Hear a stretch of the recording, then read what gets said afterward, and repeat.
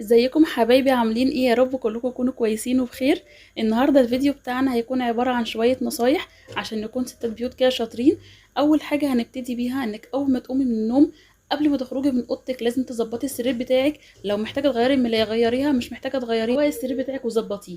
النصيحة التانية، لما تيجي تلمعي رخامات المطبخ تلمعيها بزيت عطري اي ريحة انت بتحبيها، او ممكن كمان زيت جونسون، نقطتين كده على قطنة وتمسحي بيها الرخام هتلاقيها بتلمع جدا معاكي. النصيحة الثالثة، عيون البوتاجاز قبل ما تغسليها انقعيها في شوية قشر ليمون ومية سخنة وبعدين اغسليها بالصابون، هتبقى معاكي حلوة جدا وبتلمع. النصيحة الرابعة، لو وقع منك بيض على السجادة اوعي تجيبي فوطة تمسحيه وبعدين تغسليها، لا هاتي مناديل امسحي البيض اللي واقع وبعدين ارميه على طول، لان الفوطة هيفضل فيها الريحة مهما تغسليها، هتبقى الريحة صعبة جدا. النصيحة الخامسة، لو اتضايق منك الزيت برضو على السجاد جيبي شوية ملح وحطيه على الزيت واستني نص ساعة وبعدين جيبي المقشة والجاروف وكنسي، مش هتلاقي اي اثر للزيت خالص على الارض.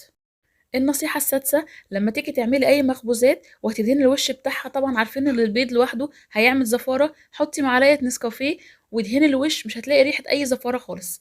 النصيحة السابعة، لما تيجي تعملي الرز بالشعرية حطي كمية الشعرية نص كمية الرز وكمان ضيفي قطعة زبدة وهو مقرب على السوا، هيبقى طعمه تحفة جدا. النصيحة الثامنة، لازم يكون عندك في المطبخ بخاخ فيه شوية صابون سائل وشوية خل وشوية ديتول والباقي ميه، وطول ما انتي ماشيه في المطبخ ترشي بقى على اي مكان وتلمعي، هيقتل البكتيريا ويخلي المطبخ عندك بيلمع. النصيحة التاسعة، لو الأكل بتاعك اتحرق على النار شيلي الحلة بسرعة حطيها في مية ساقعة وتخلصي بس من الجزء اللي اتحرق، وباقي الحلة أو باقي الأكل هتلاقيه كويس مفيهوش أي ريحة حرق خالص. نصايح بقى عشان تاخدي كيك ناجح وهش وطعمه لذيذ. أول حاجة لازم تكوني مسخنة الفرن أو تشغليه قبل ما تبدأي في أي حاجة خالص، ابدأي شغلي الفرن. تاني حاجة لازم تكوني مخرجة حاجتك من التلاجة زي البيض واللبن، لازم يكونوا بدرجة حرارة المطبخ. دي حاجات أساسيات لازم تعمليها علشان الكيك بتاعك ينجح. حاجة كمان لازم تضربي السكر والبيض الأول كويس جدا مع بعض بحيث ان هما لونهم يفتح. حاجة كمان وانت بتقلبي الخليط لازم تكوني بتقلبي في اتجاه واحد، ما تفضلش رايحة جاية بالمضرب. كمان لازم تنخلي الدقيق مرة أو مرتين أو ثلاثة، كل ما تنخليه أكتر كل ما الكيكة تبقى هشة أكتر. ما ننساش كمان معلقة الخل اللي بتدي هشاشة وطراوة للكيك. حاجة كمان وأساسية، اوعي تفتحي باب الفرن إلا لما الكيك يستوي وتشم ريحته، وبعدين تفتحي باب الفرن بالراحة وتختبريه بالخلة أو بالسكينة من النص كده وتطلع نظيفة مفيهاش أي عجين خالص. ما ننساش كمان إن اختيار الصينية المناسبة مهم جدا.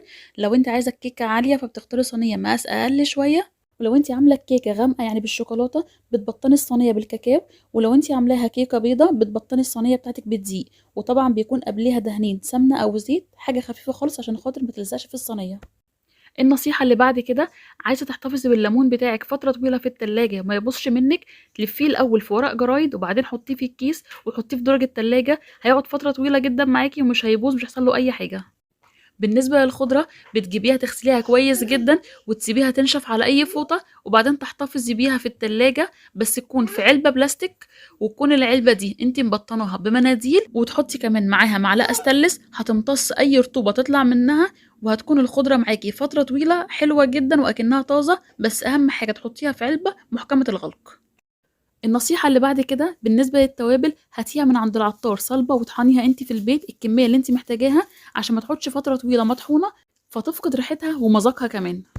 اخر نصيحة معايا النهاردة، لما تيجي تتبلي السمك حطي مع الدقيق ملح وفلفل اسمر وكمون، هيطلع حلو جدا وهتشوفي الفرق بنفسك. كده الفيديو بتاعي خلص، يا رب يكون عجبكم واستفدتوا منه النهاردة. لو عايزين نصايح تانية اكتبولي وهنزل لكم نصايح في فيديوهات جاية ان شاء الله. ما تنسوش اللايك واشتراك في القناة وتعالي حلو زيكم. مع الف سلامة حبايب قلبي في حفظ الله.